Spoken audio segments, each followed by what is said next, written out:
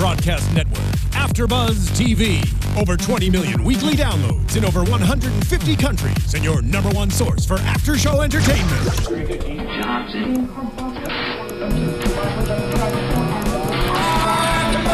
AFTERBUZZ TV, the destination for TV superfans. Producing after-shows for over 300 of your favorite TV shows. Interviewing celebrities and showrunners. And bringing you behind-the-scenes exclusives. All thanks to E! Entertainment's Maria Menounos, producer Kevin Undergaro, and internet leader Akamai.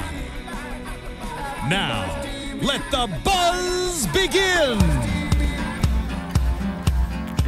Hey AfterBuzzers, welcome to AfterBuzz TV's after show for Girl Meets World on the Disney Channel. This is our after show for Girl Meets World Season 1, Episode 13, Girl Meets Flaws. I'm Lee Epstein alongside the lovely, amazing Kristen Snyder. Hi guys, happy to be here. I'm so excited about this episode. Now, Mark was telling us, Mark Blutman, who wrote this episode, he was telling us that this episode means a lot to him because he sort of wrote it for his son, who was having, you know, troubles being picked on in school, like all of us have been. Here, of course, I remember him talking to us about that. Sure, and so this means a lot to him and the other guys too, who have children and who are writers on this show, you know, because they have to deal with this with their kids, and it's sort of really difficult when your kid comes home and tells you that they're being picked on because you're not with them, and it's like your immediate reaction is sometimes a lot of parents tell their kids, you know, you got to stick up for yourself, and then kids think that means fighting, which we get to explore in this episode exactly what you can do in that situation. So I thought this episode, honestly, like, sort of made me tear up a little bit in the end. And there were a lot of emotions in this episode, and I could definitely tell the passion that was behind the writing. No, I agree. And also, when we were with the guys, they talked about, the guys, I should say, there are also women who write this show, but we happen to have guys who are the writers. And when they were here, one of the things that they talked about was how the show grows as it goes on, and they thought that, you know, it really develops, and they asked people and viewers and us to stick with it. And I think that's really happened. Like, I think this episode in particular really, I mean, they all address these issues and learning moments, and there's, you know, in each episode there is some kind of teaching of a lesson, but I thought this one was really intense, and, you know, it really gets into a psychological thing about why people are mean to each other. And it's not just kids, but it can be particularly awful, you know, in adolescence, in middle schools and high schools. And I thought they really got into it in a way that was, as always, entertaining, but also really dug under the surface about why people are mean and bully other kids. Exactly. And, you know, especially this week was Spirit Week, or Spirit Day, a thing of, you know, an anti-bullying awareness day, and like people are talking about this, and I thought it was great that the episode coincided with that, and also that, which may have just been coincidence, but... No, they did it on purpose. No. Yes, they told me. I know, okay. But, well, that's really good looking at the calendar. See, Geraldine probably did that. Geraldine, you know? The forgotten, but not like, forgotten. I thought that was so awesome how they did the writing of the black, you know, the writing on their foreheads. That really, of what they were. That was not, you know, that was not kiddie stuff, and that was, and that's a very mature thing to look at yourself and say, what are my flaws? Like, what are my character flaws? How can I improve myself? Why am I being hurtful to other people because of things that I have issues with in myself? That's like a pretty, it's a pretty heavy concept. Deep. And I thought they addressed it really well. So I really liked the lesson in this episode, and I think that it was done very well in that sense. And I like that Billy, the villain in this episode, you know, he had Harley there who was, you know, talking to him about, look at me, I used to be like you, and now I have a mop. And then, you know, he was talking about how he became aware that he was actually the one picking on people. And I liked how he was also working with Farkle, the one who was picked on, and also Billy, the one who was doing the picker. Yes. Yeah, well, I like that, because that's really the nuance here. It's not only, like, both people have issues to work out, right? Farkle locking himself in the closet and, you know, and remotely coming into the show. Which obviously I thought was hilarious, because I love Farkle moments, and I did just get a tweet from our last show. Someone tweeted in, Josh Warshawski tweeted in, what's your favorite Farkle moment in Girl Meets World so far? Well, you know, I've had many. If you watch our after show, I talk about one almost every episode. And there was, I actually do have my favorite from this one. Okay. My favorite was when Farkle, and I did love when he was doing the voiceover for the, when he like phoned into class. But my favorite moment is when he and, what's the bad kid's name? Billy. Billy, thank you. When he and Billy do the high five. Oh, the handshake. At the end of the episode, it's pretty hilarious. Yeah. Because like just the way this kid moves, I just find really funny, and especially comedic actor. Exactly, such a good comedic like physical actor, and then so having Cory Farkle opposite Billy, and Billy's so much bigger. It just was a funny physical comedy moment for me. I thought that was good. But also another favorite moment with the comedy with him calling into class is when Cory Matthews says to him, you know, Cory's talking to Farkle's like speakerphone setup, and he yells, "Representative." You know what I'm talking about? Like when you call for customer service. To ask for an operator, yeah. I love that joke. See, like that's another example of like how this show is totally for kids and their families. Like, what kid's gonna know what that's a reference to? Like, kids don't call customer service, but like every adult has this insane experience of constantly trying to get a human being on the phone. Definitely. Which has been getting better, I've noticed, with like the more advanced robots on the phone. But sometimes. Yeah, sometimes totally not. So yeah, I love that joke too because I thought it was so funny for grown-ups. I need to recall some Boy Meets World references from this episode. So there was a Boy Meets World radio show from the janitor's closet in Boy Meets World. Of course. That Cory and Sean was running. It was sort of like a dating show, and they did get in trouble for it eventually, but Feeney couldn't find where they were hiding out, and they were in the janitor's closet. Yeah. But because they were trusted to do like morning announcements, and it turned into like this whole dating show. Yeah, like a radio talk show. Radio talk show, yeah. And also in this episode, Maya receives the Griff Hawkins Totally Cool Award. Okay, and it's a reference to for Boy Meets World. I meant to Google it because I knew it was something, and I forgot to look it up. When Harley Kiner actually got sent away to like a boarding school or whatever because he was so terrible they actually kicked him out of school, Griff Hawkins was his replacement, and he was the new bad guy, leather jacket guy with cronies. His name was Griff Hawkins, and he kind of replaced Harley for like a season or two. But then Harley came back, and Griff and Harley like had it out as like, you know, who was tougher. One of the awards was named Epstein. Do you know who that was a reference to? No. I don't know. I don't know either. It's my last name, so I was curious. Oh, I didn't even notice that. That must have been at the end. Blutman, write me, man. Tell me who's Epstein. It's after Lee, right, Blutman? Yeah, right. You didn't have to do that, really. And it's Epstein. No, it's fine. It's fine. But I am curious who it's about. But anyway. So Riley's feeling insecure because, you know, there wasn't an award for her. But in the end, we find out that she gets the award that was, you know, probably the biggest award because it's voted on by the student body. Yeah, that was nice. And she gets the Spirit Award because, you know, she is always trying to fix everything. And I like how Cory says at one point, you know, if you guys can't fix this, go to an adult. So it's sort of nice for the kids at home to know, like, look, you're not always going to be like Riley and like have all the answers. And yeah, and that he gives them the time, though. He says you have one day. Like, I like that also. It's like giving the kids the opportunity to be, you know, to fix their own problems, work on their own problem-solving skills, not to just run to an adult. I like that. There was also that.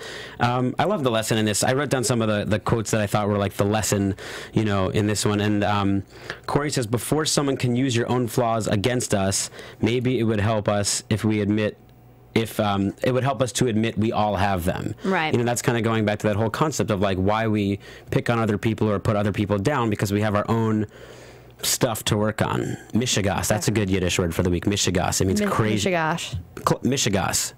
Mishigash. We'll work on it after the show. Mishigash. Yeah, but no sh at the end. You're very close. But it means craziness. You know, we all have our own craziness. We hadn't done a Yiddish word in a little while, so I thought. I do miss them. Please bring them back. So there's that, you know, and I love at the end, Cory says, people change, you know, in reference to Harvey.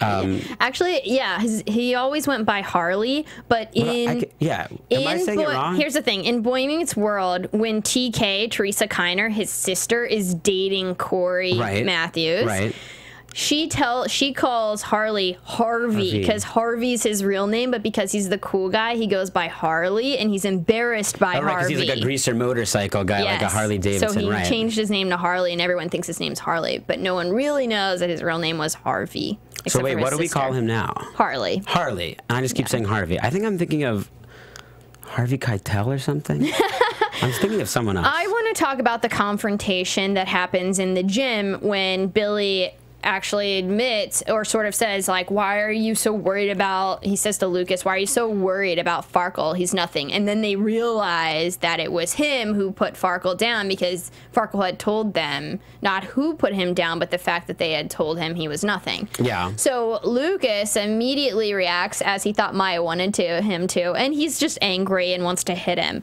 But Maya says something very wise, actually. She's like, you know, you can't meet violence with violence, war with war.